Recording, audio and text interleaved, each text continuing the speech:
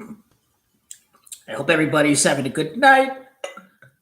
Just wanted to kind of voice my thoughts on the draw. And some people are wondering if I still like Arsenal to win the league. And the answer is 100%. Arsenal are winning the scripted English Premier League. It's all a grand narration. It's all supposed to produce all this drama because the narrative is that they've gone 2 decades without winning a Premier League title, and the narrative is that they're going to bottle it again. They're going to bottle it again. They're going to bottle it again. That's the narrative. They want people to think that the curse, the spell is still going to live on. And this is just very climatic. The worst team in the league, the worst Premier League team ever, as far as points goes, to blow a 2-0 lead, to bottle it. And if City beat Newcastle, they are 2 points behind. So the script writers have certainly scripted this Premier League title to last all the way to the month of April and what have you, the month of May. They want the two teams to be separated by how many points? 1, 2 points before the match at the Etihad. So that's the kind of drama that they are producing. Now, the last time Arsenal won the Premier League, who got relegated? Who was the worst team in the Premier League that year? Wolves got relegated in 2003, 2004.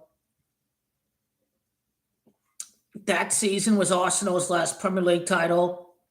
And this year, another Wolves relegation is going to happen the same season that Arsenal win their first Premier League title since 2004. I'm not sure if Wolves got promoted and relegated anytime in between 2004 and the current present year, 2026. But again, Arteta hasn't won at the Etihad yet. However, they've had draws the past 2 seasons, 0-0, 2-2. So the last 2 times they played at the Etihad, Arsenal have gotten results. They did not lose at the Etihad. They know how to get a result over there. They were close to winning, but then they got the red card. And don't forget that Manchester City, they equalized. I think it was the 98th minute. It was a set piece. I think it was a header by John Stones. That game ended 2-2. That's the clue that the streak continued for another season, 22 years without Premier League title. But let's not forget the last 3 matches of the season for Arsenal are tributes to their biggest supporter, the late Queen Elizabeth. Crystal Palace, the very last match, is a symbolic reference to the Buckingham Palace, the palace where she lived at. The second to last opponent, West Ham, is the Queen's second favorite team. She admired Arsenal and West Ham United. The third to last opponent, Burnley, is basically the favorite club of King Charles, the successor of Queen Elizabeth. Charles' favorite team is Burnley, so that's why Burnley is the third to last match. So why did Arsenal draw against Wolves, win 2 out of 7? So the betting syndicates rip off and mug off the public. Now everybody's going to bet on Manchester City. Who do the bookies want to win the Premier League now? They want Arsenal. because everyone's going to bet on Man City. They're not going to believe Arsenal are going to win it despite showing the quality. The powers that be at the Premier League, these are not individual clubs. They're all part of one entity, the Premier League. They all evenly receive the distributed money from the TV deals, revenue sharing. They're all 20 shareholders of one corporation known as the Premier League. It is set up as a corporate entity. The shareholders of the Premier League are the 20 individual clubs. They don't want a situation like last season where the Premier League is over in February. They made it clear they did not want to repeat last season. They did not want a league that was over in February. They did not want to repeat that because we need people to tune in. We need to maximize fan interest. We need people to watch a title race that's going to go all the way to the end to late April, May. That is what makes all 20 clubs as much money from the TV ratings from this season as can be. Not many people realize this at all. You go to the Premier League's own website, we are 20 individual shareholders, part of one corporate entity.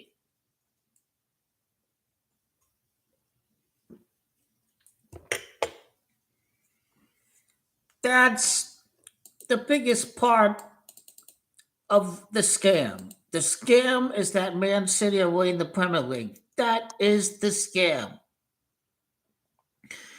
A couple years ago, after Easter, Man City were in third place, and everybody thought Liverpool would win. They lost against Palace. They lost against United.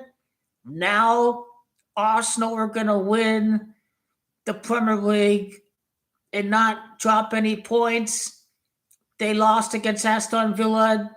They won their last 6, but Man City also won their last 6.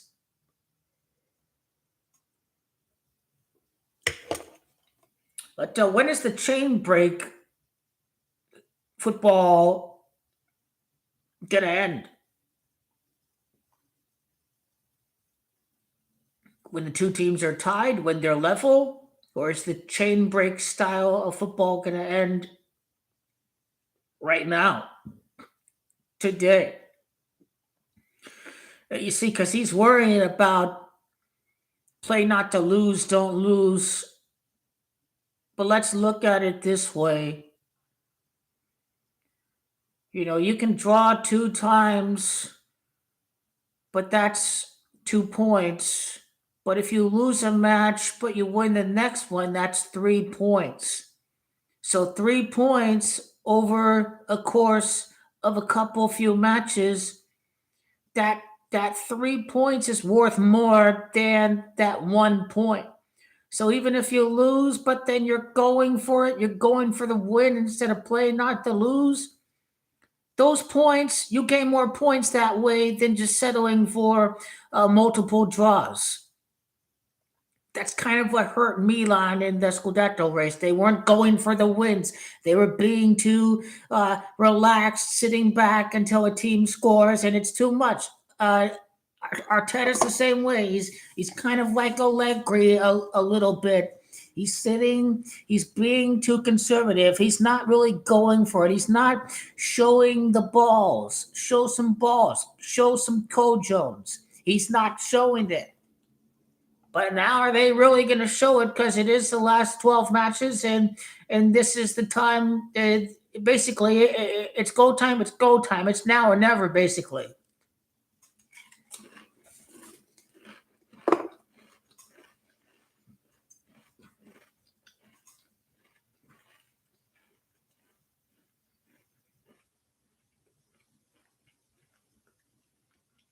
So this brings us to Manchester City.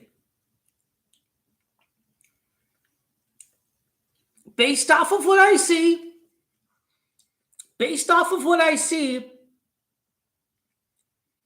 I think Pep is purposely giving this title to Arteta. He only had one shot on target in the Manchester Derby. They didn't even try in the Manchester Derby. They didn't even try. This brings us to the point that individual matches on a week basis are predetermined and they're fixed. That Manchester Derby was fixed so Manchester United could finish in Champions League qualification. It was fixed. If you're trying to win the Premier League, why are you parking the bus at the Emirates? That's they never park the bus. They never park the bus, Manchester City. They never park the bus. It's like he's trying to allow Arteta to win this time around. That's how I look at it. Why is he parking the bus against Arsenal? That match right there, that is what allowed me to believe that he is purposely losing. Why are you parking the bus against Arsenal? Why are you parking the bus? Manchester City parking the bus. You're Manchester City. That's not your style of play. So that Arsenal City match, that has me believing that he's purposely going to gift it to his former friend, his former colleague, Arteta.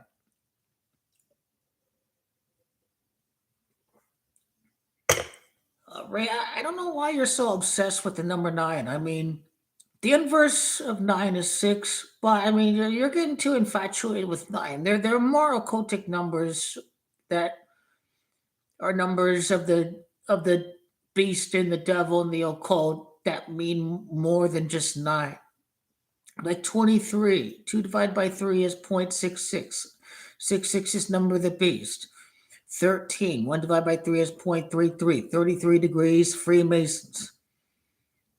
47 degrees in Masonic compass. There are other more important numbers than this 9 you speak about.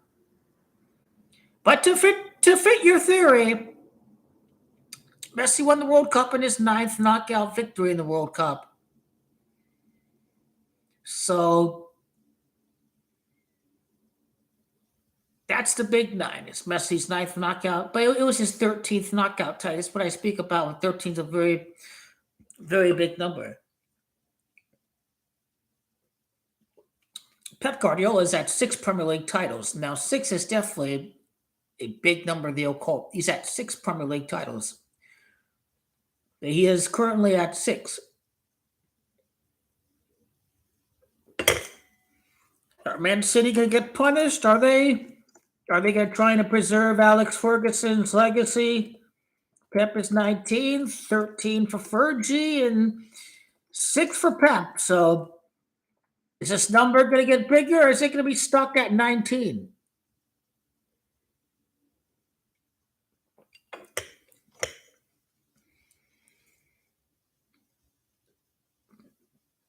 The numbers you're seeing in the Premier League table are all tributes to Elizabeth's coronation year in year 53. At the time of this draw, the worst team ever in the Premier League. That draw against Wolves, it's not a coincidence it happened when City was at 53 points. They're at 53 points. They're currently at 53. I think they do beat Newcastle this week. But it's not a coincidence that after this draw against the worst team ever in the Premier League history, that City are at 53 points because Elizabeth was coordinated in year 53. Now, at one point in the season, Arsenal had 5 draws and 3 losses. This was a tribute to the Queen. Arsenal's 87th Premier League win since Elizabeth's death is going to occur versus their most hated rival in the Premier League, Tottenham.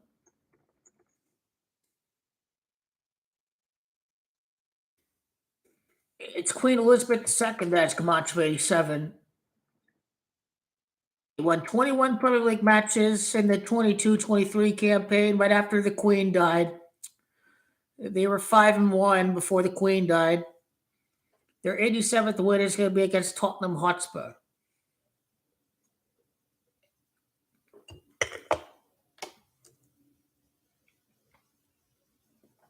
That 87th win is going to kickstart the Premier League title run. The 88th win since the Queen's death. Elizabeth is 89.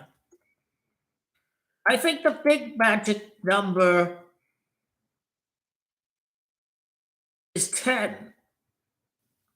I think their 96 wins since the Queen's death is going to win the scripted Premier League. Elizabeth died at 96, so they're at 86 wins since the Queen's death. I think 10's the big magic number to win the Premier League. 10 wins for Arsenal. So I think the 96 wins since the Queen's death is going to clinch the scripted Premier League title for Arsenal.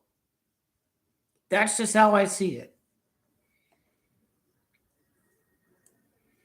A mysterious sickness for Saliba, and they dropped the points against Brentford. The Premier League is scripted. Man City dropped points against Tottenham. 2-0, 2-2, 2-0, 2-2.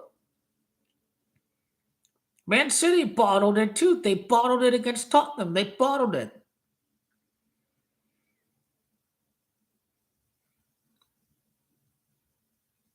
Does Man City really lack the mentality, or are they just gifting it? They're gifting it. They gifted the draw. They gifted the draw. Who draws against Tottenham like that? They were up 2-0. Tottenham looked lifeless. Like that game was fair. It was scripted. Like, this never happens to Manchester City. They truly losing the mentality. Is Pep really gifting it to Arsenal? I tell you, everybody thinking that Man City are going to go on this run. Not even Pep Guardiola is going to allow Man City to win this time. I mean, 10 years is a long ass time. It's a long ass time. He may want to move on to different ambitions. He can managing full time is you don't even have like any much free time. I mean, you're just traveling all the time. You're studying film. You're drawing up tactics. I mean, I think Pep Guardiola would love to win the World Cup with Spain. I think he's going to move on and manage Spain. I think they'll have a gentleman's agreement. Pep is going to say, hey, when the current manager wants to leave or whatever, De La Fuente, I'm next in line to be manager of Spain. I think there's a similar agreement with France and Didier Deschamps, with Zidane. You know that once Deschamps finally his time is up and it's obvious, and Zidane is next in line. So it's a part-time job. There's more free time. You don't have to travel a lot. You can attend matches for free and watch Spanish players anywhere. Go on vacation, on holiday, watch people in Germany and France and England or Italy or whatever, or Portugal or whatever, Pep Guardiola. And then the national team managers, a lot of their free time, they're just watching matches. They're watching players, whether it be on TV or watching them live in person. So Pep Guardiola, I think he's going to have more free time, and the only thing left is the World Cup. I mean, Ancelotti, there's a reason why Ancelotti is managing Brazil, and I think Pep Guardiola is a real competitor, and I think he's going to look at Ancelotti and he's going to be like, I want to. He's got how many Champions Leagues, Ancelotti? Yeah, two at Milan, one in 2014, and he's got five Champions Leagues. Guardiola, he's got one, he's got two, he's got three Champions Leagues. So I think Guardiola can get a little even with Ancelotti if he gets that World Cup. By the way, Spain is going to win 2030 World Cup. In my view, it's Spain. Number one is Spain on my ranking for 2030. Number two is France. But I have Spain winning World Cup in 2030. And I think Pep Guardiola is going to be the manager of that team. Zidane will manage France. Zidane and Mbappe against Yamal and Pep Guardiola. I'm really looking forward to the 2030 World Cup. This World Cup coming up, that's Argentina. That's the goal. That's the back to back. It's never been done. It will never be done. I think it'll be. I don't think I'll see any back to back World Cup in my lifetime, except for this upcoming World Cup. Messi, the GOAT's going to win that World Cup. He's going to win. Nobody else is going to go back to back in my lifetime. I guarantee it. There's only one team that will. It's Lionel Andres Messi. He's the only guy that will. Argentina winning back to back World Cup. They are going to win 100%. All the Brazilian crybabies, 2034, you can ride my balls all the hell you want if they fail to win in 2030, because you'll be all over my nutsack in 2034 if they fail to win next two World Cups. Really. I know when they're winning World Cup, Hendrick's going to win the World Cup, but it ain't happening in the next 2 years. In the next two World Cups, it ain't happening.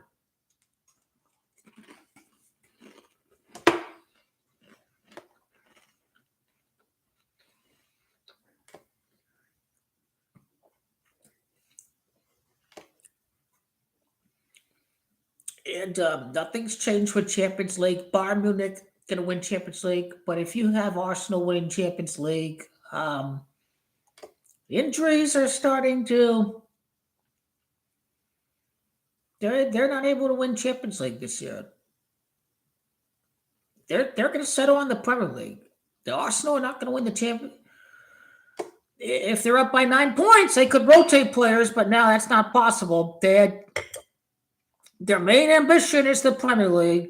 The Arsenal are not going to be winning any Champions League this year. Bayern Munich are going to win the Champions League. Bayern Munich are the best team this season. Bayern Munich are going to win Harry Kane the Champions League. I think if Harry Kane wins Champions League, then there's nothing else to conquer in Germany.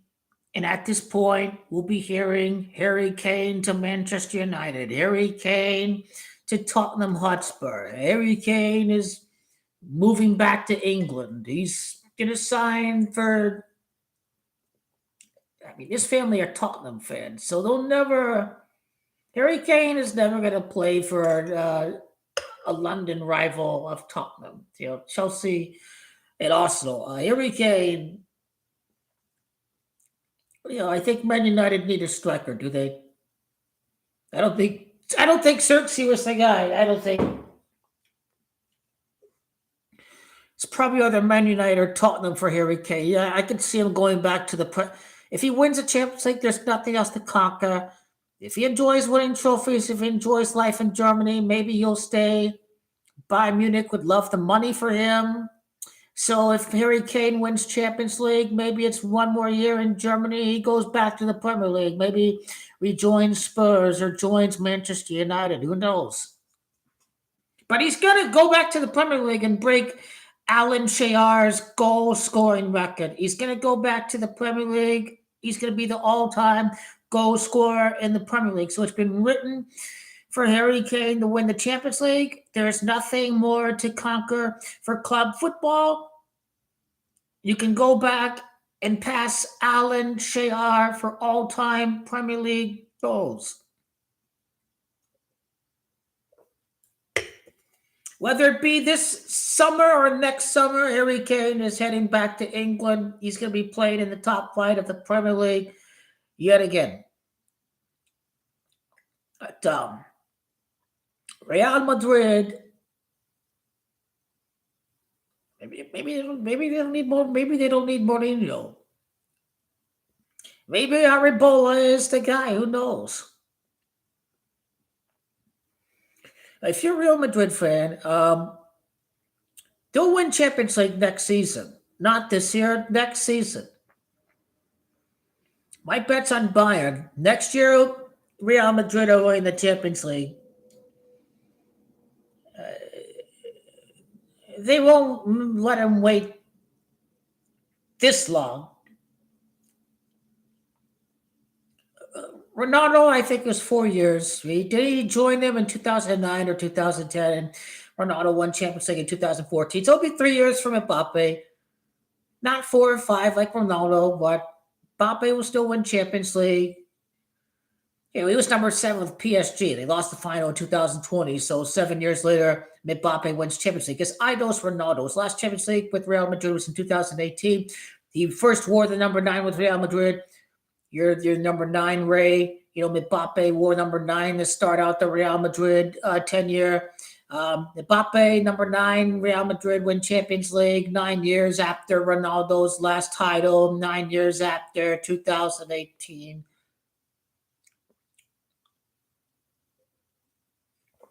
Number 10 is a big number in football. It's a big number the best player wears. So his first knockout appearance in the Champions League was with AS Monaco in 2017. They upset Manchester City. I forgot who they beat in the quarterfinals, but they lost against Buffon and Juventus. I think Mbappe scored, but that was in the second leg when Juventus were up like 2-0 or something on aggregate. But anyway, 10 years after his first Champions League knockout appearance, Mbappe wins. I just checked.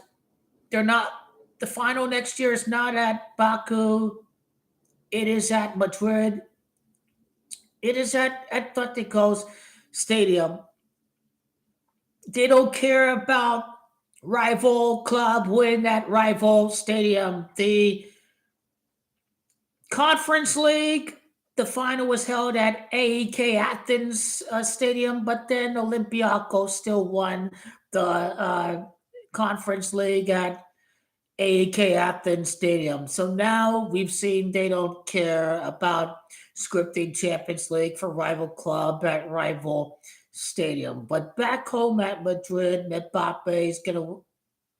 This is the same stadium where Harry Kane lost the Champions League final in 2019. So he'll be a defending champion with the final at the Metropolitano, but it's going to be Real Madrid that are winning the final next year.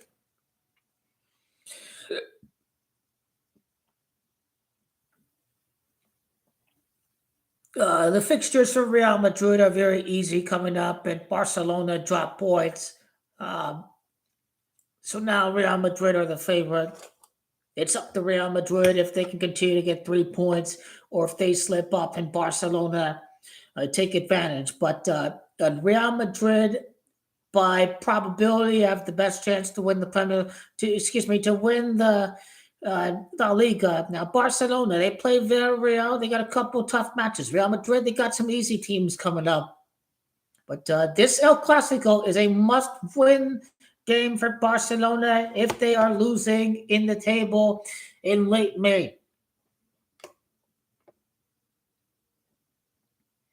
So yeah, that could go either way. I liked Barcelona at the start of the year, but really the league I'm the most settled on right now between the two leagues that are interesting, the La Liga and the Premier League. Arsenal are going to win the Premier League. I won't be surprised if Mbappe he doesn't wait another year to win La Liga or whatever, but definitely by next year, Real Madrid are going to win Champions League, and if Harry Kane gets Ballon d'Or, or in my view, Lionel Messi's going to shock the world and win Ballon d'Or. Unless if Messi says he's had enough and just give the award to somebody else, then next year is probably going to be the year that Mbappe finally wins his first Ballon d'Or. So Mbappe's got to wait another year. He may win La Liga, but as far as Champions League and Ballon d'Or, that's next season without any World Cup where Messi could win Ballon d'Or again. I still believe Messi's going to win Ballon d'Or because he's going to have and Ray Rodriguez. Ray Rodriguez. This could be Messi's ninth Ballon d'Or. You're all fixated on the number 9. This could be Messi's ninth Ballon d'Or. You're fixated on number 9. This could be Messi's ninth Ballon d'Or if he does win Ballon d'Or. If he wins World Cup and he's the best player in the world at 38 years of age, and he won the MLS with the worst team in MLS when he joined, and he wins World Cup, Messi has to win Ballon d'Or over Harry Kane. When Argentina win World Cup, when Argentina win World Cup. When Argentina win World Cup. This all I got. The content continues. We're close. Dramatic La Liga Premier League title race, and we are fastly approaching the World Cup. We are 3.5 months away. Hopefully Italy qualify. Hopefully they do. Matches are too expensive to go to. They're too expensive.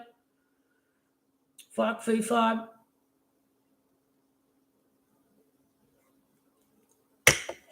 Argentina are going to win the World Cup. They will. They're going to win. They're going to win. They're going to win again. They're going to win again. Across the street from where Pele played his last match, Lionel Andres Messi is the undisputed GOAT of world football. After Diego Maradona's death, this is what Lionel Messi's going to do. The first World Cup repeat since 1962. This follows the death of Diego Maradona, when Argentina won their first trophy in 28 years. Messi's going to do the business. He's going to do the business. Knockouts will be dope. They'll be dope. Knockouts going to be dope. This isn't like watching the World Cup played at the Middle East or Russia or Europe or anything like that. South Africa. So I'll see if these matches are on later. But anyway, thank you for tuning in. These are my thoughts on the Premier League, the scripted Premier League. I gotta add one more thing. Why is Rhea, like the ball is crossed and he's literally right there, but then Gabriel's right there. It's like, why doesn't he catch it? Because that match is fixed. That's what that match was fixed. Rhea was supposed to not catch the ball, and he's way off his line. He's far away from the goal post. Next thing you know, they equalize, and it's setting up all this drama for Sunday. Arsenal are still winning the Premier League because it's scripted. As they say, world is a stage, and the men and the women are merely players. Remember that. It is all a show. Sit back and enjoy that show. Enjoy the show.